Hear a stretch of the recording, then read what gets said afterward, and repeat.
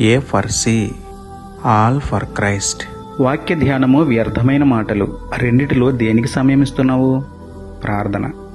ప్రేమమయుడ, కృపామయుడ, మా ప్రియ పరలోకపు తండ్రి, మహిమగల మీ నామమునకు స్తోత్రములు దేవా.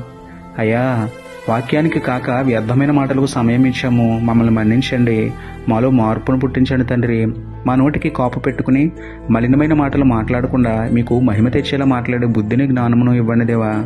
విస్తారమైన మాటలలో దోషముండక మానదు కాబట్టి మా మాటలు కొద్దిగాను, మీ సహవాసంలో సమయం ఎక్కువగాను ఉండేలా చూసుకుంటూ, ఎదుటి వ్యక్తి కోసం తప్పుగా మాట్లాడకుండా కేవలం దయగల మాటలు, ఆదర్పు మాటలు, ఆదరణ మాటలు కలిగి ఉండే ధన్యత ఇవ్వమని వేడుకుంటూ, మీ మాటలతో మమ్మల్ని బలపరిచి ఆదరించే మీకే స్తుతులు చెల్లించుకుంటూ, నమ్ముట నీ వదననైతే నమ్మువానికి సమస్తమును సాధ్యమే అన్న విశ్వాసంతో యేసయ్య పరిశుద్ధ నామములో ప్రార్థించి పొందుకున్నాము పరమ తండ్రి.